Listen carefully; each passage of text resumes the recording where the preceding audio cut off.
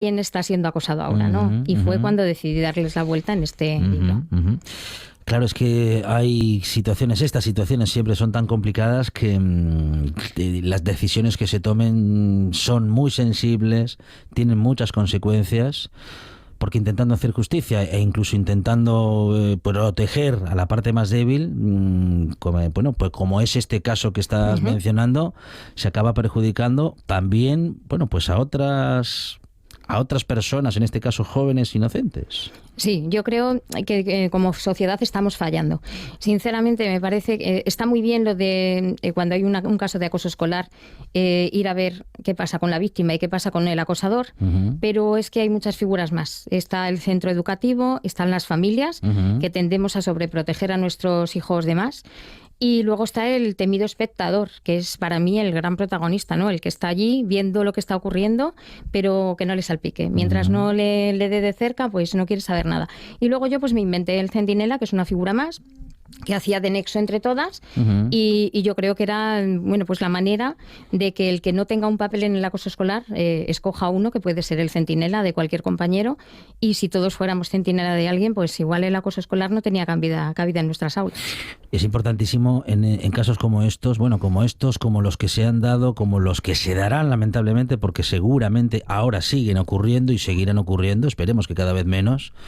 Pero es fundamental la implicación, que se implique, que todas las partes se impliquen, que como dices, quienes puedan ser testigos de, bueno, pues de acoso o de situaciones que puedan parecer acoso, tienen que ser, bueno, tienen que implicarse de alguna manera. Esto es la empatía, así eso funciona. Es la empatía, ¿no? Yo creo que es la clave de todo esto, la empatía. Si todos nos paráramos un minuto a pensar en lo que le va a doler al que le vamos a hacer algo, igual no lo hacíamos, ¿no?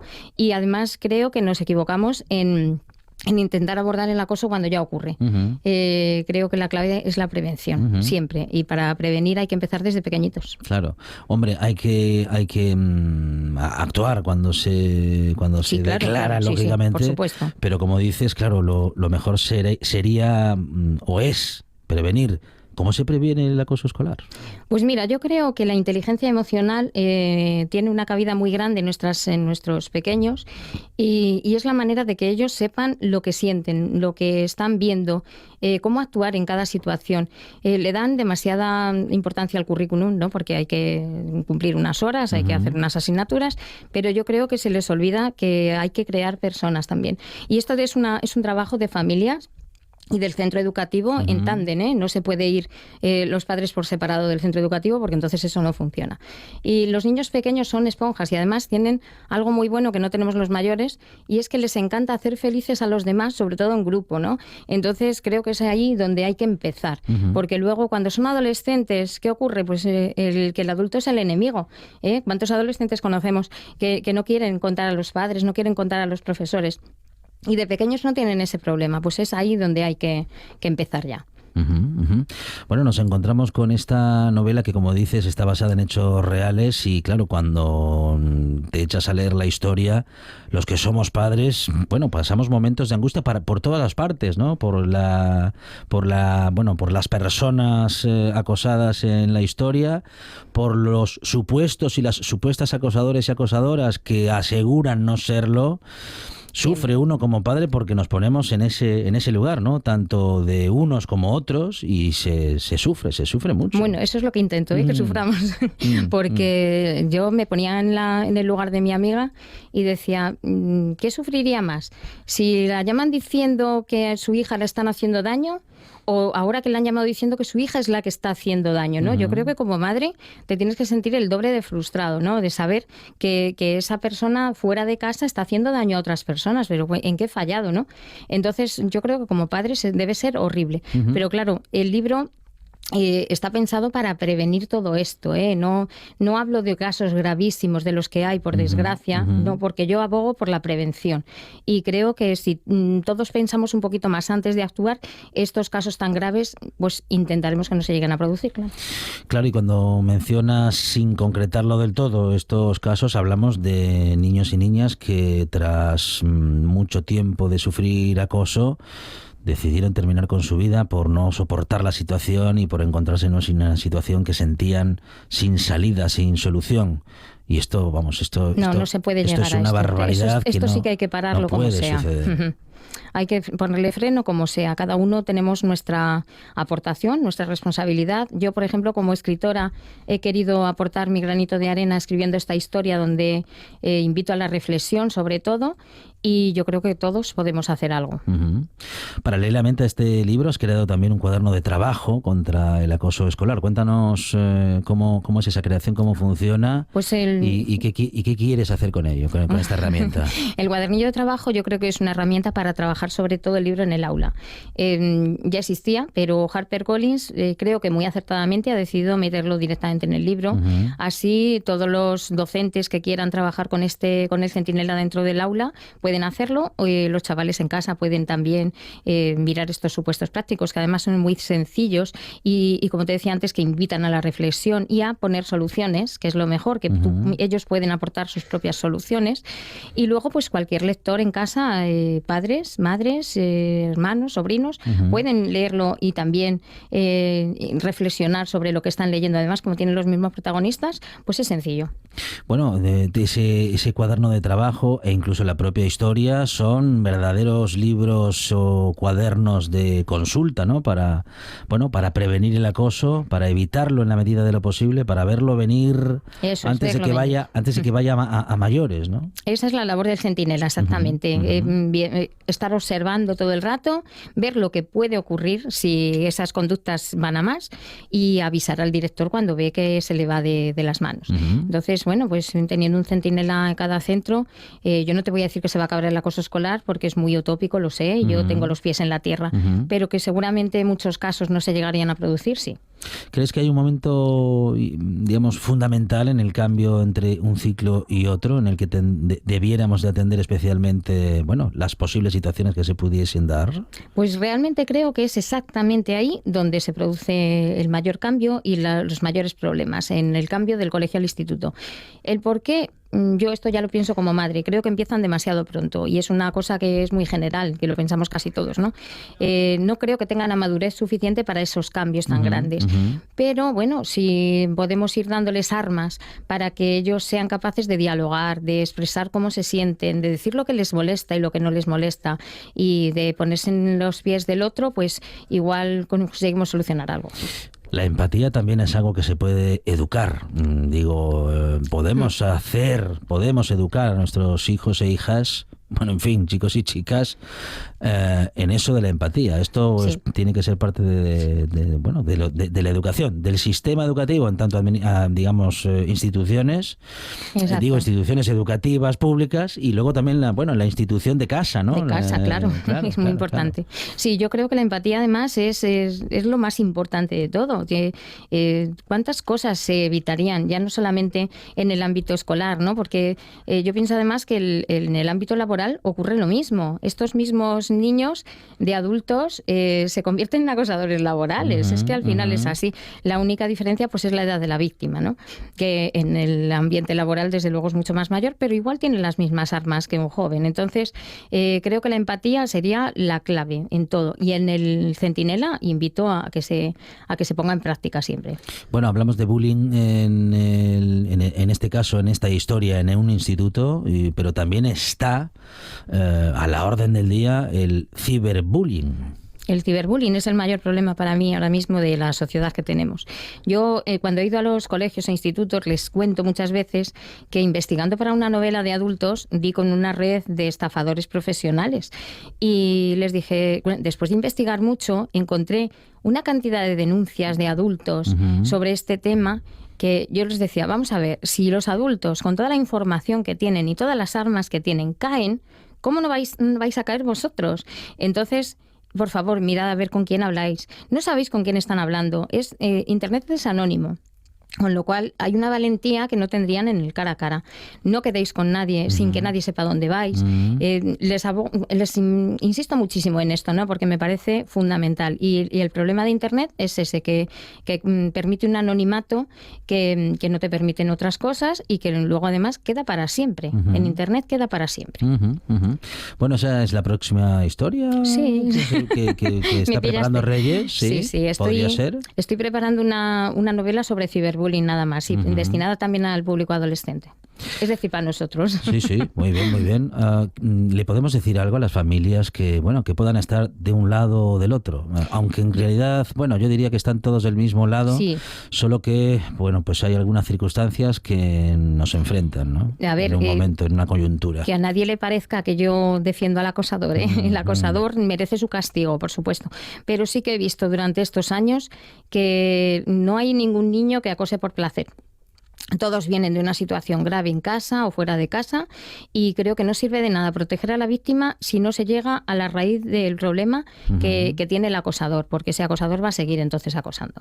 Yo no estoy a favor del acosador, creo que necesita su castigo, por supuesto, porque todas nuestras conductas tienen que tener una repercusión y unas consecuencias, pero sí que creo que hay que llegar a estudiar lo que ocurre con ellos. Y lo que les diría a las familias es que todos tenemos que asumir nuestra responsabilidad. Y tendemos a proteger de más a nuestros jóvenes. Esto lo afirmo. Yo como madre lo hago y lo que veo es así. Y ellos tienen que asumir las consecuencias de lo que hacen. Tienen que ser responsables con lo que eligen, deciden y hacen. Y encontrarse los problemas. Que sancionen a los centros educativos que detectan un caso de bullying por determinar que debieran de haberlo prevenido y no haber sucedido, ¿es algo acertado? Yo es que mi idea es más la del... ¿cómo se llama? El refuerzo positivo, ¿no? Yo creo que hay más que incentivar a los centros para que prevengan los casos de acoso que castigarlos. Desde luego, si se les da una oportunidad y no la quieren y lo silencian, tendrán que tener sus consecuencias como todos. Pero creo que sobre todo habría que incentivar que refuercen de manera positiva el que se prevenga el acoso escolar. Hay cada vez más docentes decididos a implicarse en los casos de acoso. Yo creo que sí. Mira, en el caso de que dio pie al Centinela, el centro no quiso saber nada de lo que estaba ocurriendo, intentó apartarse, no pudo porque no se le permitió ni desde las autoridades ni los padres, pero no quería saber nada del tema. Sin embargo, en estos años sí que me he encontrado muchos centros que cada vez quieren pelear más por el acoso escolar, por acabar con él. Uno de los personajes, Toño, digamos que lleva a cabo una técnica heterodoxa, creativa también. Pues no sé si dentro de lo que son las estructuras educativas, no, claro, si muy complicado. Si se puede ser tan creativo. Bueno, igual no se le permite. O si se arriesga demasiado, ¿no? Yo creo que hay que tener con los pies en la tierra siempre, pero innovar y lo que funcione tiene que servir. Pero Toño, por ejemplo, es mi director ideal, claro, esto no es lo que ocurrió con el director del centro educativo del que hablo, pero este sí que es el que yo quería que estuviera. Y desde luego podemos lograr que el acosador deje de serlo, porque como dices, no necesariamente esa va a ser su identidad. No tiene por qué, pero sí que es cierto que normalmente vienen de familias muy desestructuradas, y eso es muy difícil de controlar, es muy difícil de arreglar. Pero sí que se le puede a él dar la vuelta, ¿por qué no? Puede ver que hay soluciones fuera de la familia. Bueno, este libro que lo estamos leyendo, quienes estamos hablando de él en esta buena tarde, Carlota Suárez lo ha leído, un servidor está ahora en esa lectura. Bueno, lógicamente se puede recomendar para adultos, pero muy especialmente para chicos y chicas, ¿no? Adolescentes a partir de 11 años. Sí, es una muy buena historia, ¿no? Para verse identificados. Que la edad ideal es a partir de 11 años, por lo que hablábamos antes de la transición del colegio al instituto, pero realmente es a partir de 11 años. Cualquiera que se sienta joven y que quiera luchar contra el acoso, es su libro. Reyes Martínez, autora del Centinela, editado por HarperCollins en una reedición más completa, fantástica, con una portada también espectacular, muy descriptiva y con una historia que te va a encantar y en la que seguro, pues seas quien seas, chico, chica, padre, madre, tutor o encargado, te vas a encontrar identificado con muchas situaciones e identificada con muchas de ellas. Reyes, muchísimas gracias. No, muchísimas gracias a vosotros. Es un placer estar aquí. En RPA, la radio del Principado de Asturias, los programas son tu compañía diaria. Comenzamos contigo la mañana de la manera más divertida. Somos tu compañía más cercana hasta la hora de comer. y por la tarde humor, análisis e información. Conectándote con lo que sucede en cada rincón de Asturias. Y por supuesto, noche tras noche, la radio autonómica es tu compañera para despedir el día.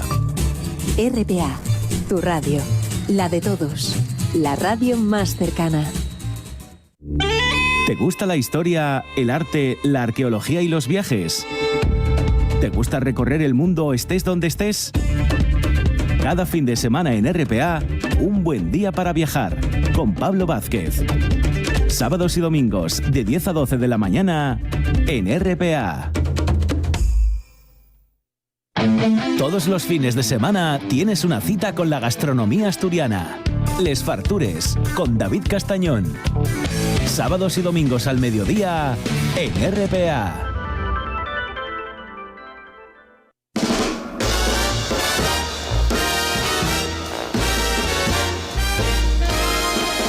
La buena tarde.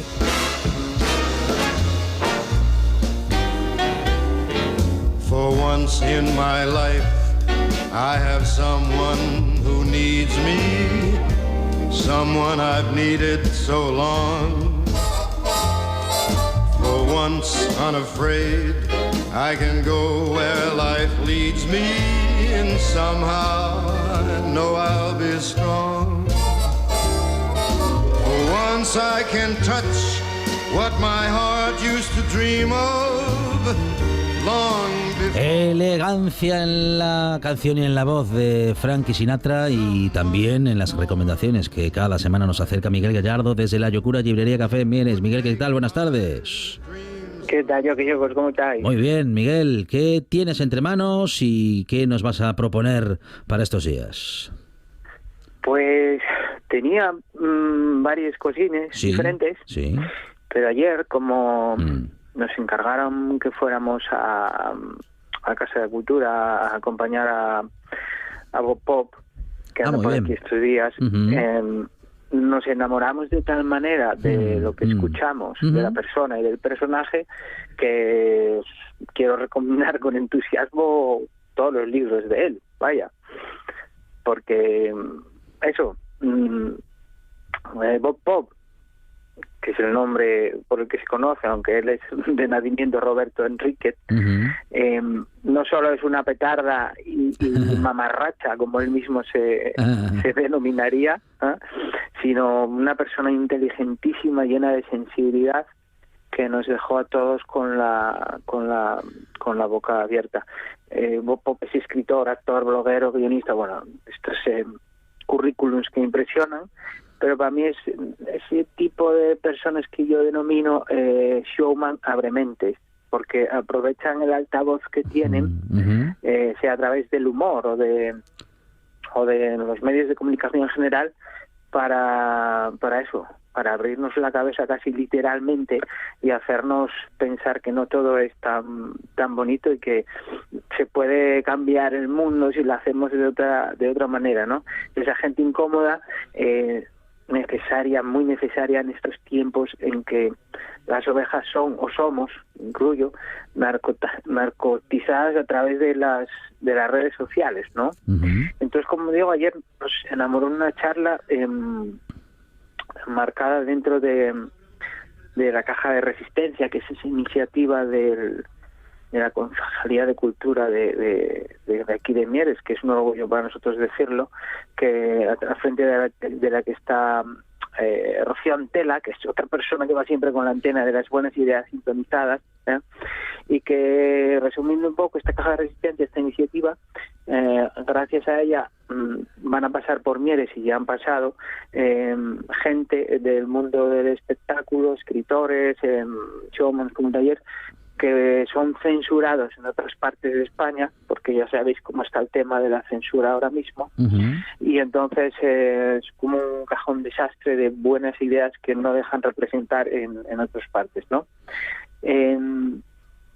Encima ayer estuvo acompañado por Sonia Carvajal, que conocéis, experta en comunicación, que es un lujo de presentadora, y nos dejaron a todos, pues como digo, porque ayer hablan todos sus libros, hablaron en especial de la censura en sus diferentes formas, ¿no? Y Bob explicó cómo se da el lujo de marcharse de ciertos medios cuando lo censuran, también consciente de que otros no pueden, ¿no? Que otros no pueden pagar el alquiler de otra manera y no por eso son más despreciables, ¿no? Criticó mucho a los medios, por todos aquellos por los que pasó, son bastante malolientes y dice que usan a tontos útiles como él para parecer modernos y de izquierdas, que esto está bien poner en contexto todo esto, ¿no? Que todos son de derecha y que el sistema en general es de derecha, porque al final estamos hablando de un problema del triunfo del capitalismo a todos los niveles, ¿no? Habló de...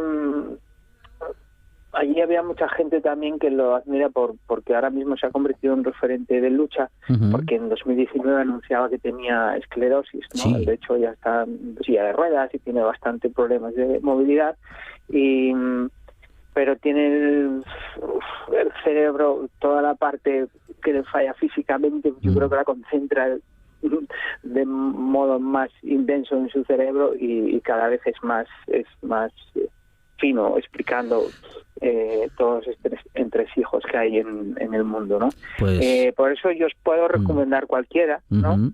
El último, que es Días Simétricos, o los anteriores, que son Días Ajenos, en los que se basa una obra de teatro que va a representar hoy en la Casa de la Cultura.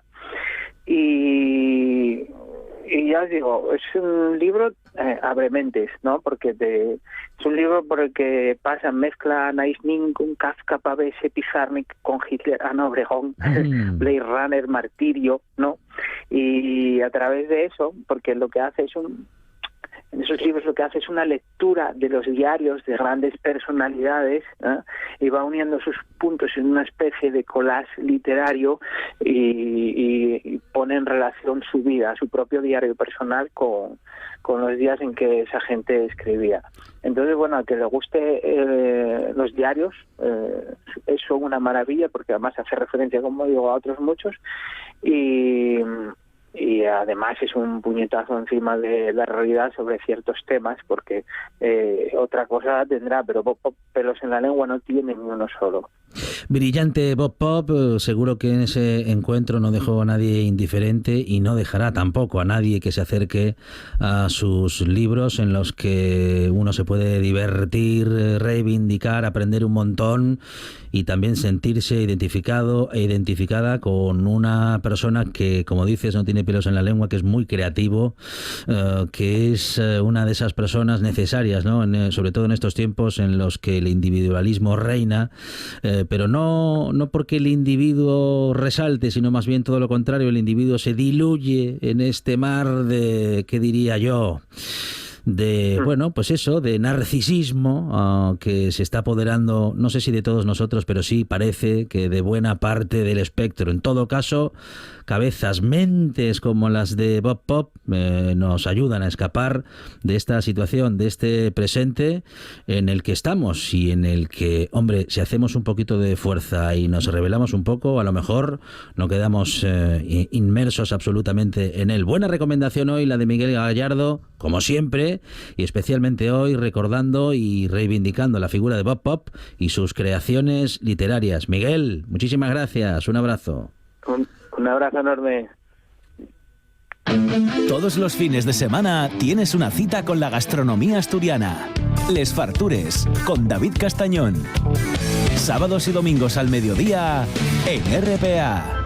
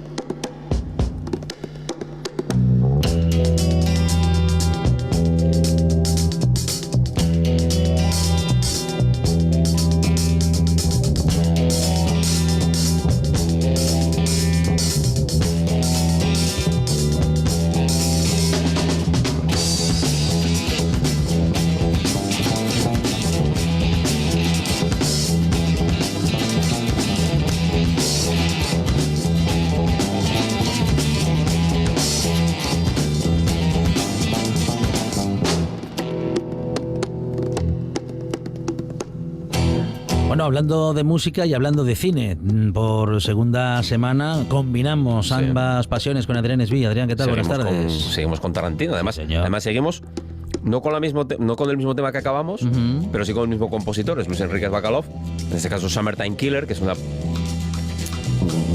canción iba a decir, no, pero un corte que hizo por una película española, precisamente, Summertime Killer, que la dirigió Antonio Sassi Sasmendi, 72 o por ahí, y aparece en Kill Bill 2, aparece cuando la novia va llegando a casa de Bill, y además es la intro del podcast que tiene Tarantino con Roger Avary, que se llama The Video Archives. Ellos son amigos de hace muchos años y vieron juntos Pulp Fiction, luego se pelearon durante mucho tiempo y se volvieron a juntar hace unos años, y tienen ese podcast que es chulísimo, donde ellos dos hablan de películas de lo más de los que les apetece, de lo que les apetece, ¿no? Entonces él recupera esta canción, el Summertime Killer de Luis Bacalov de Kill Bill 2, y como decíamos la semana pasada, es la película donde cambia la manera en la que él hace las bandas sonoras, ¿no? Él descubre que puede usar todas las músicas de toda la historia, no solo canciones pop, sino música de otras películas, y empieza a meterlas en Kill Bill. No solo mete estos cortes de otras películas, sino lo que hace es intercalarlas, mezclarlas entre ellas, coger trozos y convertirlos en motivos, ¿no? Como lo que hace con la trompeta de The Green Hornet, o con el silbido de Twister Nerve, ¿no? Cuando él va a buscar a la novia al hospital, ¿no? Y empieza a sonar aquello, y ya te pones ahí. Es un tema del de Psicosis, hombre, no me acuerdo cómo se llama el compositor ahora. Bueno, el de Psicosis, una película británica que se llama Twisted Nerve, y la recupera aquí, ¿no? Y con la pantalla partida de la Brian De Palma y tal, ¿no? Se pone mucho más creativo todavía de lo que se había puesto en... Bernard Herrmann, efectivamente. De lo que se había puesto en los títulos anteriores, ¿no? El tríptico del neo-noir, o como lo quieras llamar, de los 90, donde él usaba canciones anteriores y tal, ¿no? Pero no las intercalaba tanto. Y en este caso, a partir de Kill Bill, como son las películas, que las películas de él son como samples, son como remixes de imágenes de otras películas, él lo amplía a la banda sonora, y hay un salto tremendo de él como estilista y de él como creador al descubrir esto, ¿no? Pero vamos a poner una que yo creo que es la mejor asociación de imagen y música de toda la carrera de él, que es el Hold Tight de Death Proof, una película bastante minusvalorada para mi opinión, y que es la música que suena cuando el especialista Mike, Kurt Russell, mata en un accidente de coche a las 4 chicas protagonistas de la primera parte de la película, y esto lo van escuchando ellas en el coche, mientras el especialista Mike las adelanta, apaga las luces, da la vuelta a la carretera y empieza a subir la música y entrecortar la imagen de él avanzando hacia ellas y la imagen de ellas bailando dentro del coche, hasta que colisionan, y repite 4 veces el choque, viendo los efectos de la colisión sobre cada una de ellas, y convierte la matanza aquella, la masacre, en una especie de arte abstracto, donde brazos y piernas y cristales vuelan por la pantalla mientras suena la canción.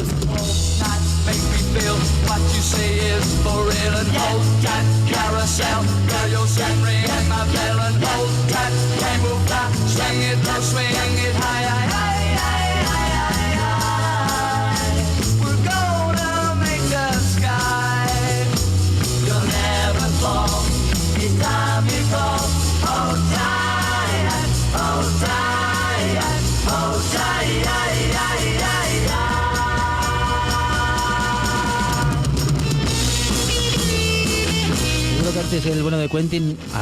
Habrá habido algunos directores que hayan combinado canciones que suenen a algo alegre con tragedia en la imagen, pero uno que lo ha hecho tan bien y tantas veces como él, no sé. Esto es el mismo efecto que comentábamos la semana pasada de el señor rubio cortándole la oreja al policía con el Stuck in the Middle with You.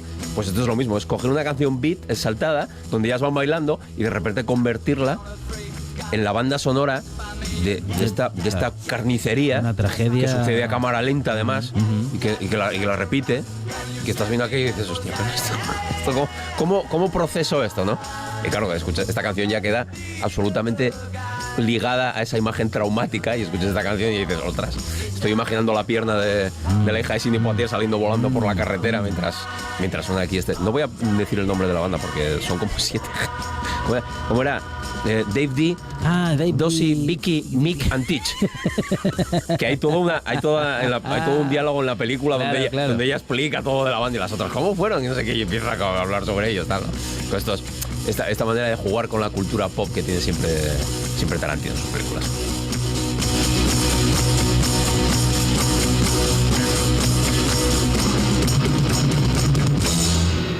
Es la música de Quentin Tarantino, es Quentin Tarantino y sus musicalizaciones, y que además él va escribiendo los guiones y va poniendo las canciones que quiere. ¿Él pone la canción exacta que quiere o el estilo? Normalmente pone la canción y supongo que pondrá 2 o 3 alternativas en el caso de no lograrla, pero suele tener una idea muy clara de la canción que quiere. Mira, esto que estamos oyendo por detrás es un ejemplo perfecto, porque rompe totalmente con la banda sonora de la película. Esto es de Malditos Bastardos, es Cat People, de Giorgio Moroder y David Bowie, hecha para el remake de Cat People que hizo Paul Schrader en el 82 con Nastasia Kinski.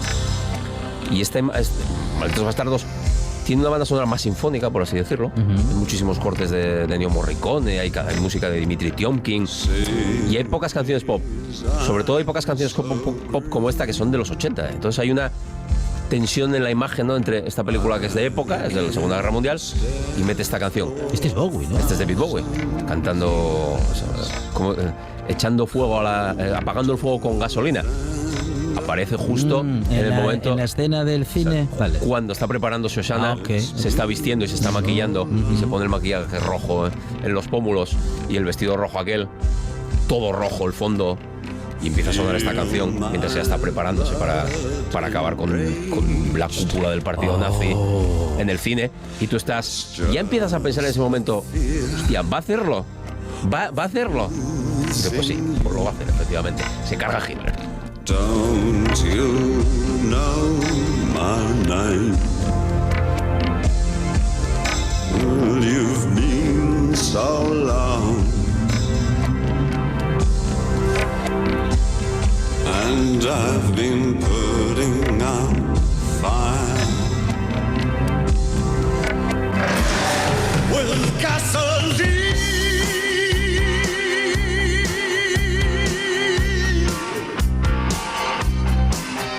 Una vez has visto las pelis, escuchas las canciones y ves la escena. Son indisociables. Además, hace algo distinto porque la película Malditos Bastardos es bastante clásica, por así decirlo. Y en cambio aquí hace un montaje muy tipo años 80, con ella preparándose. Es como si parase la película y le dedicase un videoclip a ella mientras se prepara para la gran catarsis que va a llevar la película, ¿no? Que como decía antes, es una cosa que crea la tensión de va a llegar hasta allí. Pues efectivamente llega hasta allí, ¿no? Ella quema el cine y aparece el espectro de ella en la pantalla riéndose mientras quema el cine y los bastardos están acribillando ahí a la cúpula nazi y a Adolf Hitler y lo dejan hecho un bacerico, literalmente lo destruyen en la película, sí, lo destruyen, lo ametrallan allí, aquella banda de judíos asalvajados dirigidos por Aldo el Apache, una creación genial de Brad Pitt, sacando el mentón así para adelante. Lo comentaba antes con Juan antes de entrar, cuando se pone a hablar italiano, es que te me das de la risa. Mario Gorlami, no sé qué. Madre mía. ¿Cómo es capaz de mezclar? No engañaba a nadie, no engañaba a nadie. ¿Cómo es capaz de mezclar lo grotesco, la comedia, la reflexión histórica, la capacidad de cambiar la historia, ¿no? Que es algo que va a hacer a partir de aquí, que va a prolongar en... Lo hace aquí en Made in Hollywood también. Exactamente, Era una vez en Hollywood lo va a hacer. Lo hace en Django de algún modo, ¿no? Porque al final Django es la venganza del hombre negro sobre el hombre blanco. Django regresa a la plantación y le da al público lo que está deseando durante las 2 horas anteriores, que es que Django entra allí y se los carga absolutamente a todos porque son todos unos cerdos. Y efectivamente es lo que hace al final, ¿no? Y se marcha montando el caballo con Brunilde al final de Django, ¿no? Esta película fuera... Perdón, no, sube.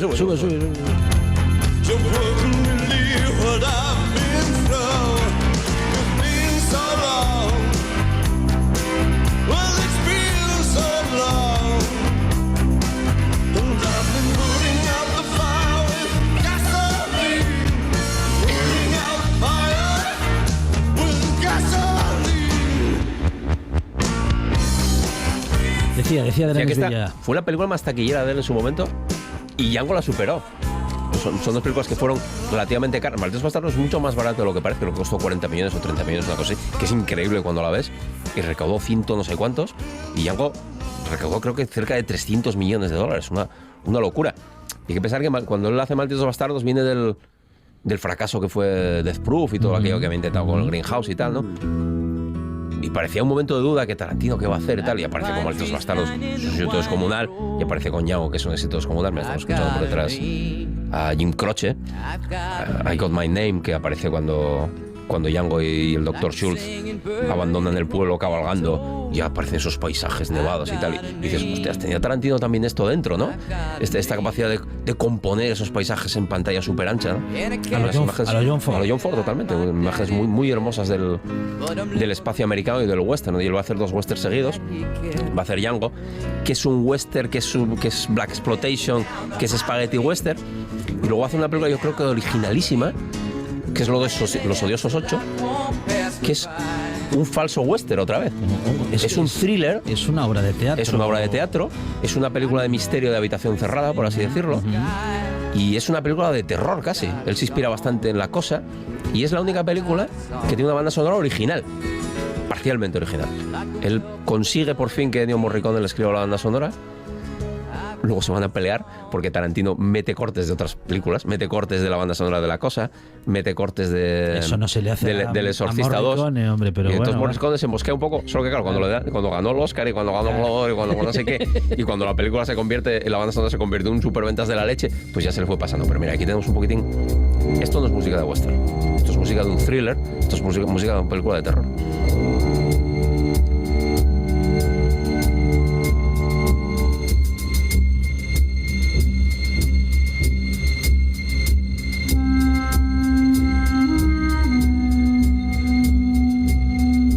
Christoph Waltz, que es de nuestros actores favoritos. Sí, ganó 2 Oscars seguidos, lo comentaba antes también. Ganó 2 Oscars seguidos como mejor secundario con Tarantino. Gana por Malditos Bastardos, que fue una revelación. Es un actor austriaco ignoto que aparece allí, se lleva la película puesta encima. Hace un personaje antológico, una especie de Sherlock Holmes malvado.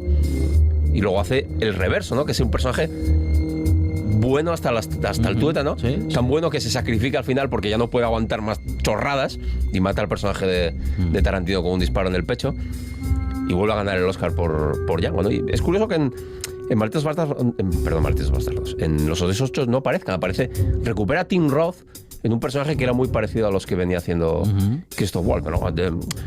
Los Odiosos 8 tiene más de volver a los actores del repertorio de él y tal, ¿no? Y es una película muy, muy curiosa, yo creo bastante infravalorada también, pero es muy de esa, es muy rara. Él coge y filma en 70 milímetros, pero interiores casi todo. Luego combina los interiores con los exteriores nevados, esto. Y recupera a Carl Russell, que estaba perdido. Está fenomenal en esta película, ¿no? Perdido para como el sheriff. Hace 3 películas con él, había hecho Death Proof, y él hace esta, y en Eras una vez en Hollywood hace un pequeño papel y además es el narrador. Mira, aquí está. Eras una vez en Hollywood hace algo muy curioso Tarantino, que hace una cápsula del tiempo, que es una cosa que no le gustaba hacer. Él suele utilizar las canciones con independencia de la época. Pero aquí lo que quiere hacer es recrear completa y perfectamente 2 días en 1969. Y lo que hace es poner las canciones que sonaban en la radio en esos años. Y lo que consigue es hacer un paisaje de Hollywood y de Los Ángeles durante esos días que es increíble. Es una película que en realidad no va de nada, es una película de pasar tiempo con los personajes, y lo mejor de esa película es cuando ellos van en coche poniendo la radio y suena, por ejemplo, esta increíble versión de José Feliciano de California Adriano.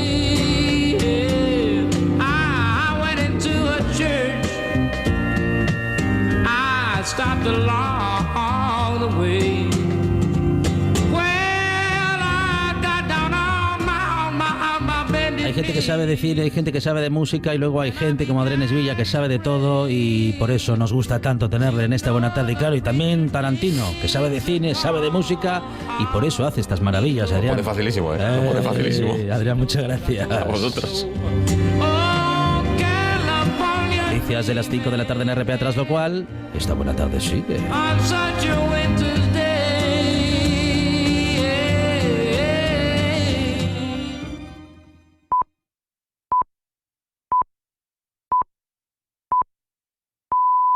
Son las 5.